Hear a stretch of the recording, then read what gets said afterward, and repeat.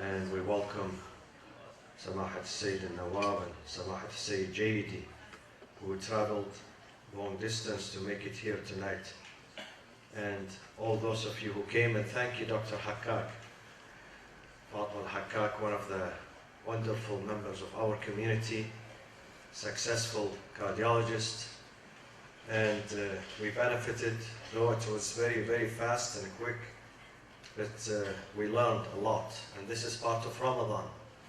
In the month of Ramadan, not only we learn the masail and religious matters, but also medical one and social one that makes us healthy. And one of the reasons, those who are not healthy, they cannot fast. They cannot enjoy the month of Ramadan and the fasting of Ramadan. So keep yourself always healthy. The exercise, I listened to her advice in her office a few years ago, and I am doing exercise every morning. Except for the month of Ramadan, of course, we put it on hold. But after Ramadan, we go back to the exercise, and I see the difference. I see that you can feel the difference. So, and let's begin by some of the issues related to fasting. If someone has to consume medication during the day, I had someone called me 2 days ago, and she said, my mother, the doctor said to her, you have to have your medicine in the morning after breakfast. So what does she do in that case? Can she fast? No. In this case, if she needs to have her medication in the morning, then definitely she has to break her fast. And then, after stopping the medication, maybe 1 year, 2 years, if she can make up for that these days or this month, she must do so. If not, she just pays, or he pays, the fidya. The fidya is 750 grams of food, original food, food with substance, food like rice, bread, not a secondary, not salad. They don't call it food, unfortunately, although it is good food. But in the Sharia, they say it has to be wheat, it has to be rice, it has to be dates, this type of food, 750 grams. Now, some mothers are preparing the meal during the day, the iftar. Can they taste the food? Yes, they can taste the food. A mother or a father. Sometimes a father does the food, alhamdulillah, once in a blue moon. So he can also taste the flavor of the food while they are fasting, as long as they don't swallow it. And yesterday I mentioned that you can brush your teeth during the day, as long as you do not swallow the paste or the fluid in your mouth. Again, you can use the IV. Some people, they are taken to the clinic, to the hospital, and the doctor says they need IV. The IV would not void. It would not terminate your fasting. You would be okay. Having IV, you would be okay. You can maintain your fast. Now, some people, they work very hard during the day. Their work is very strenuous. They have to work under the sun, in the heat, in difficult circumstances, outdoor. And if they don't work, if they stop working 1 day or 2 days or a week or a month, it is really going to hurt them, hurt their financial status. So they need the money to pay for their rent, for their grocery, other expenses. In that case, if fasting is going to make them weak and unable to carry out their functions, their job, they are allowed to break their fast, only in this condition. If they are unable to function, they can't. And if they don't go to work, they lose their job, they lose the income. In that case, Allah says, يُرِيدُ اللَّهُ بِكُمُ الْيُسْرَ وَلَا يُرِيدُ بِكُمُ الْعُسْرَ. Allah intends every ease and comfort. He does not want to make fasting and Ramadan a nightmare for you. He doesn't. It should work for you, not against you. So in that case, if they cannot work that day or these days or this month, it's okay for them to break the fast. But after Ramadan, if they can make up these days that they missed, they must make up them. They must do the qada. If not, if they cannot, let's say they work 12 months a year without a break, with the same circumstances, same conditions, then they pay only the fidya. Fidyatun ta'amu miskin.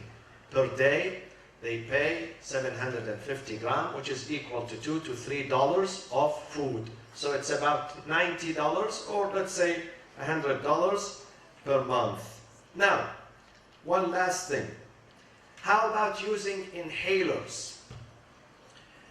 The inhaler is allowed as long as the particles does not penetrate the stomach. If it goes into the lung, it's okay. But if these particles goes all the way to, or go all the way to the stomach, then it is going to invalidate their fast. But if they know it's not going to go to their stomach, then they can use the inhaler.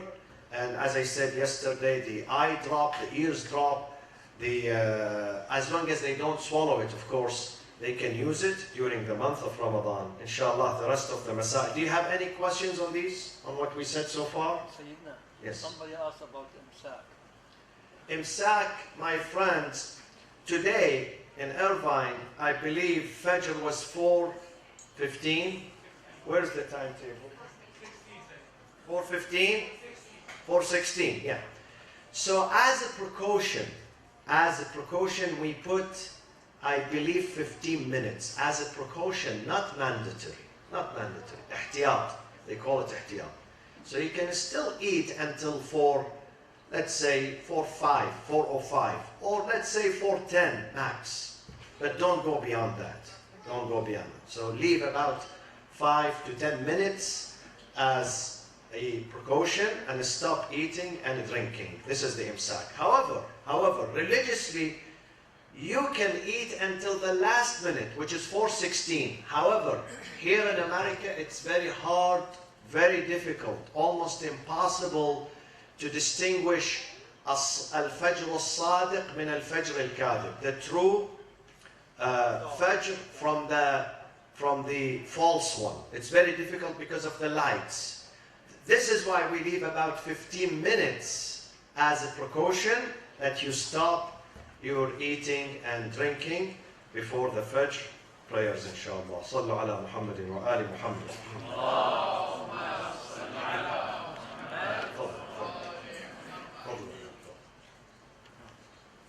Just to clarify, the mouth has two parts, two volumes, the anterior and the posterior.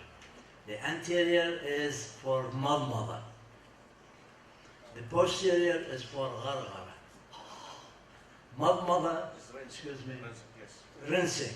Madmada apparently is okay. Gharghara is forbidden. Is that the case? Because the gharghara reaches easily gets swollen. So you have to be careful. Yeah, the gargling is no. So that's why what Samah said when you brush your teeth, you go like this. We don't go like this. Is that the case? Exactly. Yes, exactly. And then when you rinse your mouth after brushing your teeth, try to discharge that water in your mouth. You have to discharge it and don't swallow it.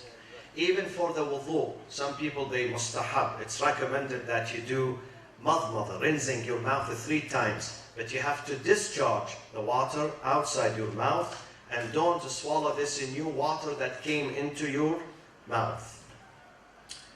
صلوا على محمد وآل محمد. شكرا. بسم الله الرحمن الرحيم. الحمد لله رب العالمين والصلاة والسلام على أنبياء الله جميعا وعلى سيدهم وخاتمهم حبيب إله العالمين أبي القاسم المصطفى محمد. وعلى أهل بيته الطيبين الطاهرين المعصومين الذين أذهب الله عنهم الرجس وطهرهم تطهيرا. وبعد، فقد قال تعالى في كتابه الكريم: أعوذ بالله من الشيطان الرجيم، بسم الله الرحمن الرحيم: إنما الصدقات للفقراء والمساكين والعاملين عليها والمؤلفة قلوبهم وفي الرقاب والغارمين وفي سبيل الله وابن السبيل فريضة من الله والله عليم حكيم. صدق الله العلي العظيم. اللهم صل على محمد وآل محمد. One of the most foundations of our faith and our religion is the charity offerings, the sadaqah. Sadaqah is recommended, is not mandatory. Zakat and khums, and I will distinguish between them. These are mandatory items, articles of faith, while charity is highly recommended. Zakat applies to several items. Some of them are not found anymore in our society. In our modern society, these items are not found anymore. Like, for instance, the three cattles. The cattles are sheep, cows, and camels. Or the four types of food, which is al-ghillat al-arba, these are four crops, which are the wheat, al-hinta, sha'ir, barley, and the dates, and zabib, raisins. These are four types of crops. And then the two main currencies, which is one of them is gold and the other is silver and naqdain. These items today, we do not trade with them. Yes, women, they wear jewelry, gold and silver, but we don't save them at home and we do not do business with them. These 7 items, the 3 plus 4, 7, and the 2, 9 items, they have to reach a prescribed limit so you can pay the zakat, the taxation of it. Each one of them has a prescribed limit and also certain conditions where the taxes apply to them. Now we come to another item, which is money. Alhamdulillah, all of you make money in this country. Huh? All of you make money, alhamdulillah. And the biggest one who makes good money is the president of this country. He knows how to milk the money from others, alhamdulillah. He's good at this.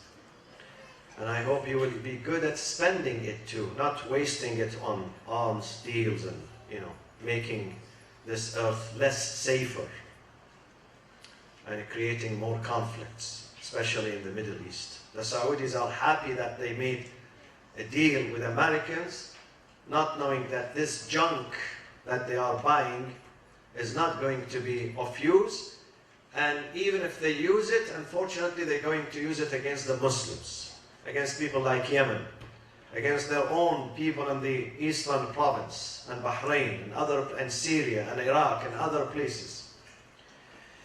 So the taxation of money is called khums. Why it is called khums? And I'll make it very simple. Khums means that whatever you make, let's say you make 100,000 a year. You make 100,000, okay? Out of this 100,000, you spend $90,000 on you, your family, your children, your guests, your mortgage, your payments, your insurance, your health care, education, and then you have another 10,000, which is a surplus. This surplus that you generate, you pay 20% of it, not the entire surplus. 20% only of this surplus, which is how much out of 10,000? 2,000. Someone who makes $100,000 a year may end up paying only 2,000 as khums. Is this too much? In the Mormon church, some of them, they pay from the capital, not the surplus, the capital. I know some Mormon friends who tell me, we pay 40% of the capital, not what they earn. of the capital money every year to the church.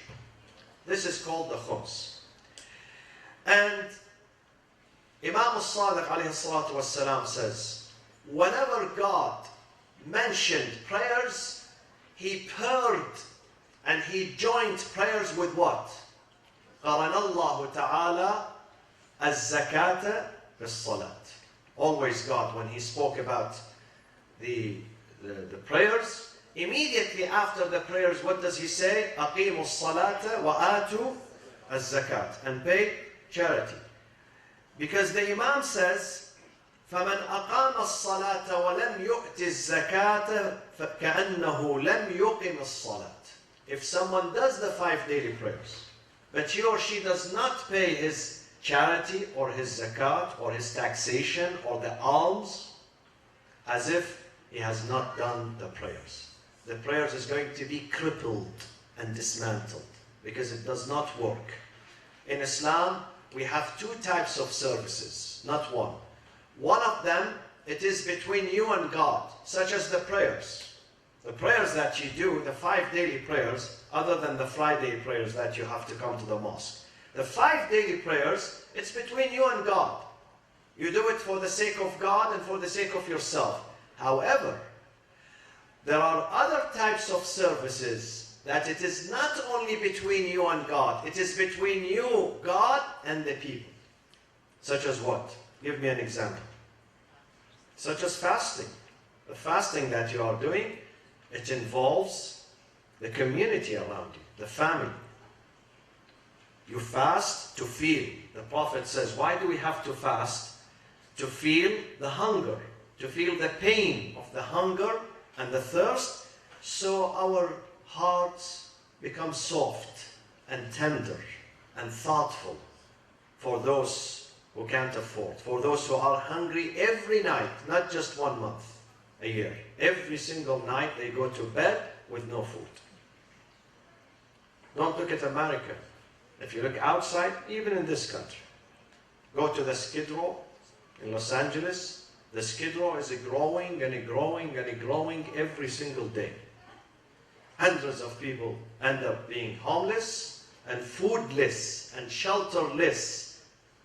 Okay? And many of them are young.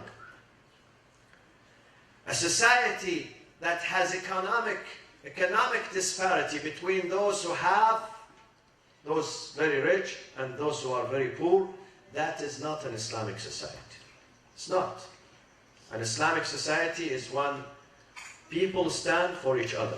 God says, I don't want the wealth to be concentrated with only few. لِكَيْ لَا يَكُونَ دُولَةً بَيْنَ الْأَغْنِيَاءِ مِنْكُمْ. This is not good. You have to give.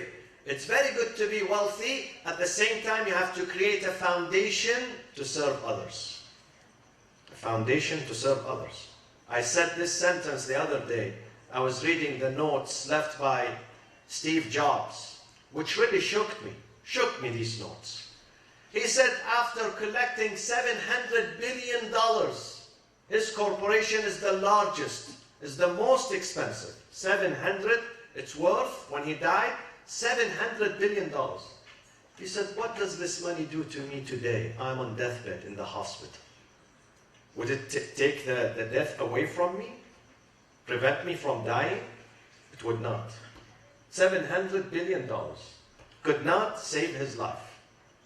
But cannot save this lower life, but it can save us there. Some people does not save them neither here nor there.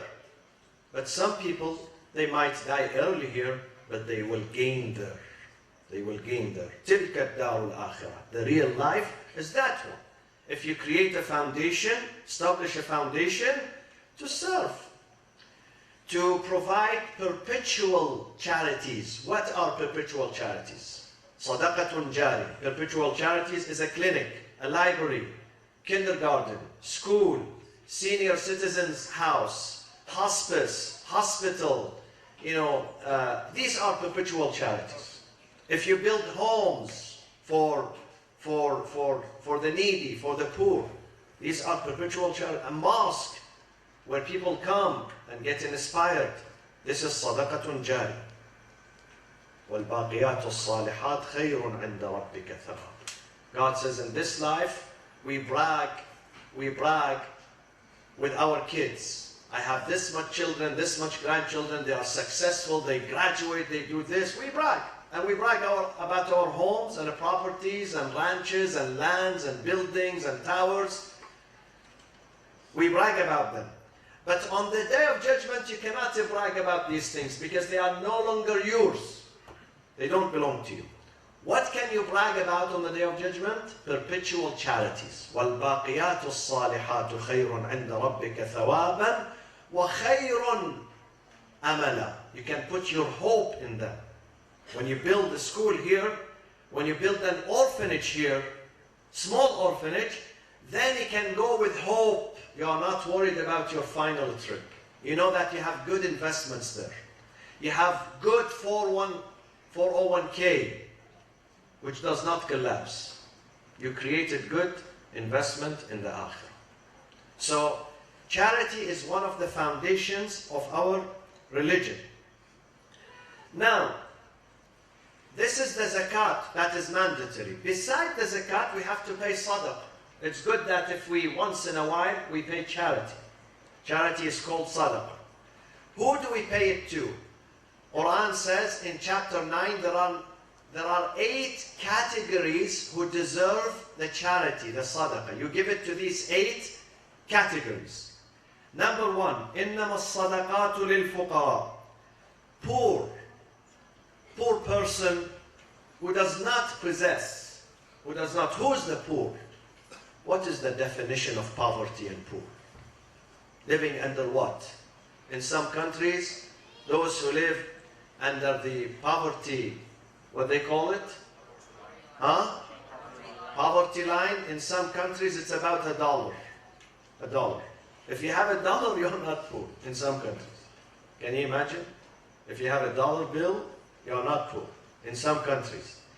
But what is it in Islam? In Islam says, we don't measure it by dollar. We say a poor person who does not possess actual or potential, either actual, and I will differentiate between them, actual or potential means to meet his or her own expenses.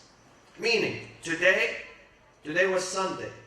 For your lodging, for your shelter, for your food, for your family, you need, let's say, $100. Let's say $100 for you and your family to live dignified and meet your expenses. You need $100.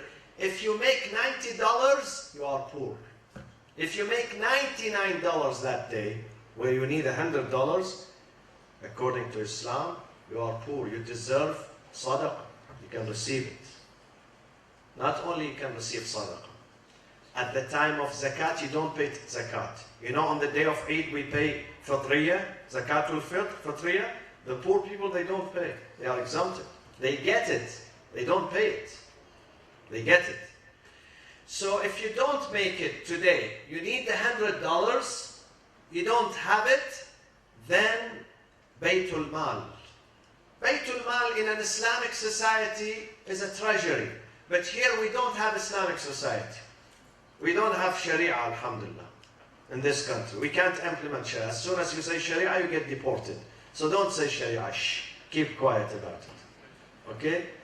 Baytul Mal is the mosque here, the community, the Muslim community. The Muslim community is Baytul Mal. We are responsible for the family who cannot afford. So either actual or potential. Potential, what does it mean?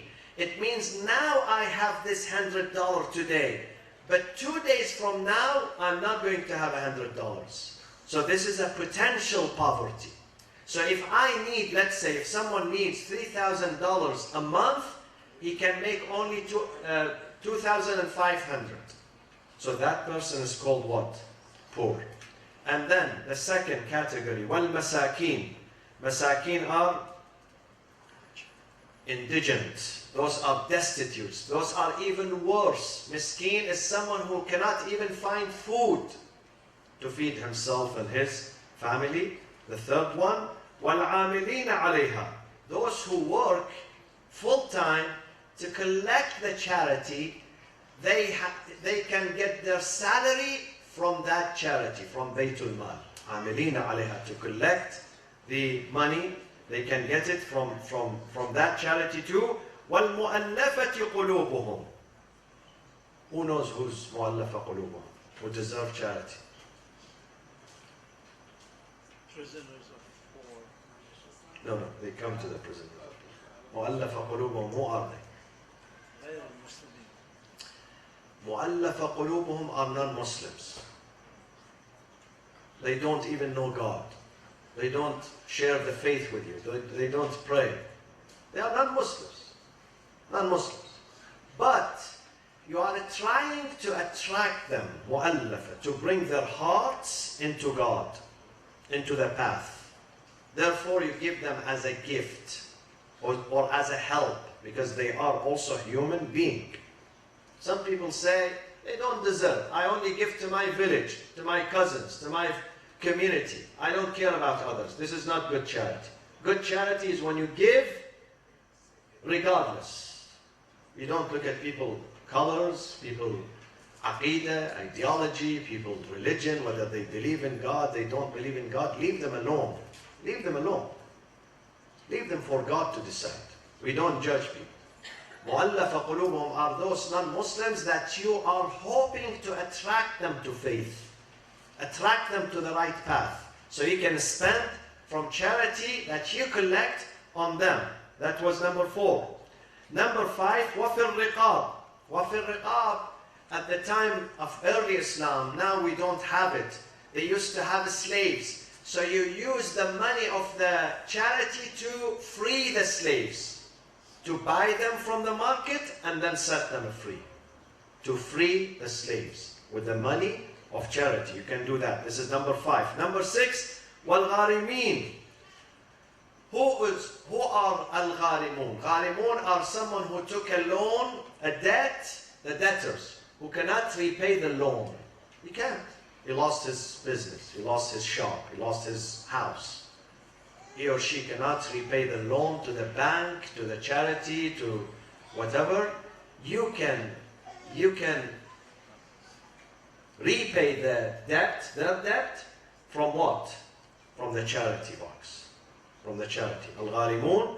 And then after that, number 6, وَفِي سَبِيلِ اللَّهِ. What is سَبِيلِ اللَّهِ?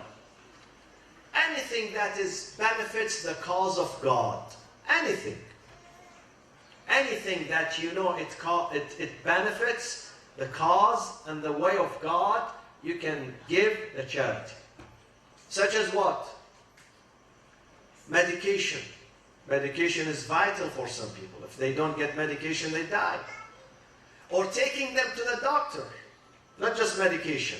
Paying for their surgery, paying for their x-ray, paying for their MRI, paying for their transportation. This is fi sabilillah. Any good cause that serves the humanity, you can spend on that from charity. And number 8, the last item, وَابْنِ السَّبِيلِ. Ibn al-Sabil is a traveler who went to somewhere and he became stranded. He lost his money. He doesn't have means to go back home. So you purchase a ticket. Not first class ticket. No, economy ticket. Yeah. Because some people say, I want to go back with first class. Because my back, hurts me, so send me back to Iraq with first class. So inshallah ta'ala, I'll take you with me. So whatever you can afford, those who are stranded and they don't have a house or a shelter. I said this in Karbala 2 months ago, in the shrine of Imam Hussein. And I believe strongly in this. And I said this story many times. I said, what is Islamic society? Do we have to shout always, Allahu Akbar, La ilaha illallah, Muhammad Rasulullah, we carry the Quran, we pray in the street? Is this Islamic society? Or the Islamic society that is based on dignity? You save people's dignity and honor. And I gave this example in Karbala 2 months ago, back in April. I said, I went to Tabriz last year, and I saw with my own eyes. I never saw someone begging, never. We went to the old quarter of the city, we went to Old Town, the bazaar, the mosque, the oldest mosque. Never ever I found a person saying, I need food, I need money, I need. While you go to other cities, they chase you. In Iraq, in Iran, in Saudi Arabia, in Muslim countries, in Egypt, in anywhere you go. 55 Muslim countries we have, people chase you in every city, they beg. You go here to LA, they beg. You go to New York, they beg you to give them food. In that city, I did not find. I didn't find anyone. So I asked. And I saw they put a box, you know, they say this box is for the people, Muslim and done, the poor people. And then they told me if they find someone begging, they take him to the police station. They question him or her. If he's genuine, they give them money from that box.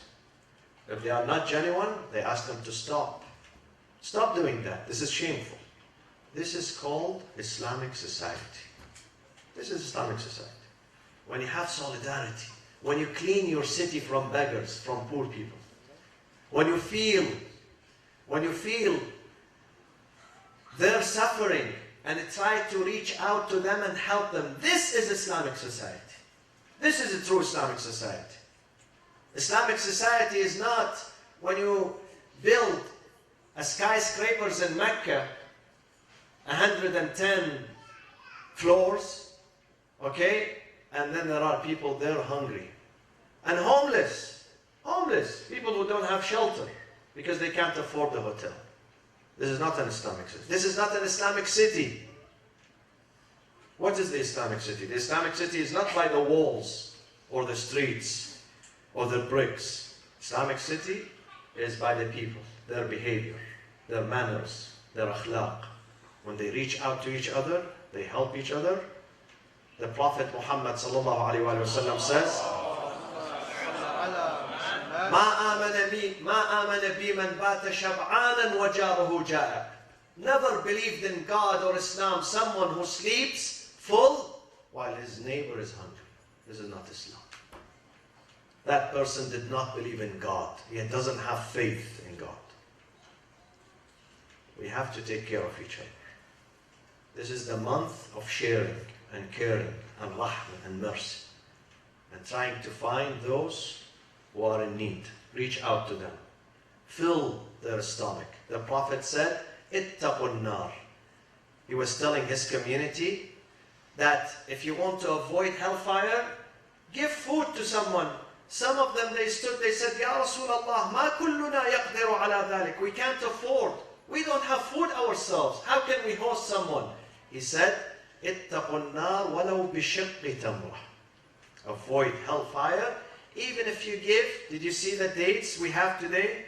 Did you see it? He said half a piece, not full. Offer them half a piece. اتقوا النار ولو بشربة ماء. A sip of water. Provide it to your neighbor, to your friend, to someone who's with you in humanity. So zakat is important, and the society cannot function. And the zakat is the job of each and every person. Someone can afford $1 a day, very good. Someone can afford $20 a day, $50 a day, very good. Don't give. You know, don't stay away. ما من مؤمن, listen to what the Prophet says. ما من مؤمن منع درهما من حق إلا أنفق اثنين في غير حقه. When you don't give $1 for a worthy cause, Allah will force you to pay $2 for a non-worthy cause, meaning you're going to lose your money. If you don't pay it for a worthy cause, then not the same amount. The double amount, you have to waste it. It's going to go down the drain. You're going to give it to an attorney for a lost case. So don't do that. When a worthy cause comes forward, say yes. Say Alhamdulillah, Allah is reaching out to me. Allah is enabling me. This is an opportunity for me, for my tawfiq, for my spiritual and moral nourishment. an advancement. So let's work together. And let me conclude with this ayah. Allah says the benefit of giving charity are three benefits. Number one, خُذْ مِنْ أَمْوَالِهِمْ صَدَقَةً. O Prophet, tax them. Get the taxation out of their money. Take the charity out of their money. خُذْ مِنْ أَمْوَالِهِمْ صَدَقَةً. Why? For three reasons. Number one, تُطَهِّرُهُمْ. You're going to cleanse them, cleansing them from the filth. These maddiyat are filth, believe me. They are filth. So cleansing them from this. Number two, وَتُزَكِّيهِمْ. Tazkiyah. Number one is to cleanse, to wash the filth away from them. Number two, tazkiyah is something above. You know, when you take your car to the car wash, sometimes they wash away the dirt, the first step. But sometimes you pay extra money for what? Details. Detail. They polish it for you. Not just they wash away the dirt. God says the sadaqah has two things. Number one, it washes away the dirt, the filth from you. خُذْ مِنْ أَمْوَالِهِمْ صَدَقَةً تُطَهِّرُهُم. This is. تُزَكِّيهِمْ is the detail. It polishes your what? Polishes what? Your heart, your soul. It's going to be polished. You're going to grow. Mentally you're going to grow. Not just physically. Mentally you're going to grow. Spiritually you're going to grow. Now we find some people are different. Some people, they never grow spiritually, never ever. They are, in a cycle, perpetual cycle of childhood. His age is 40 years old, 50 years old, but the brain, the mind, the soul, 3 years old, alhamdulillah. He's not growing because he does not give himself a chance to grow. One of the things that makes us grow is when we share, giving charity. So تطهرهم وتزكيهم بها. The third one, listen, وصل عليهم إن صلاتك سكن لهم. صل عليهم, what does it mean? Bless them. I mentioned the blessing last night.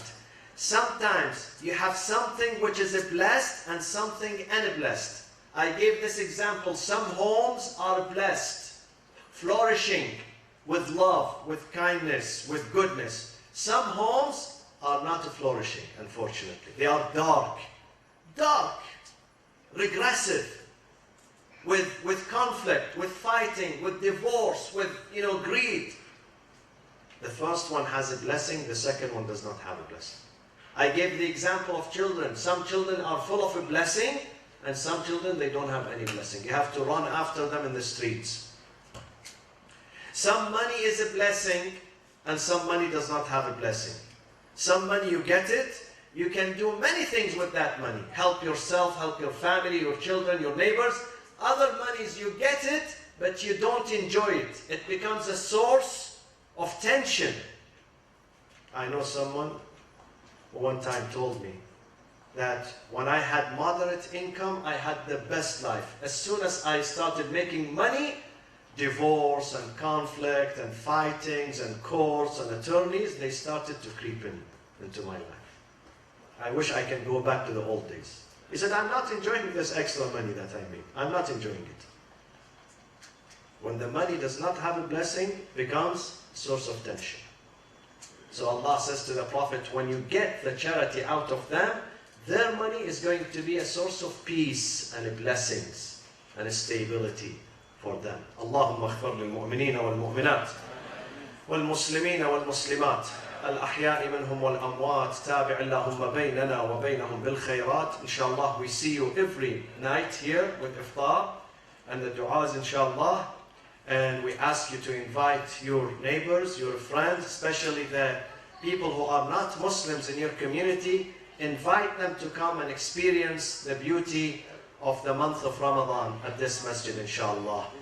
وعجل اللهم في فرج سيدنا ومولانا صاحب العصر والزمان وإلى أرواح المؤمنين والمؤمنات ثواب الفاتحة مع الصلاة على محمد وآل محمد.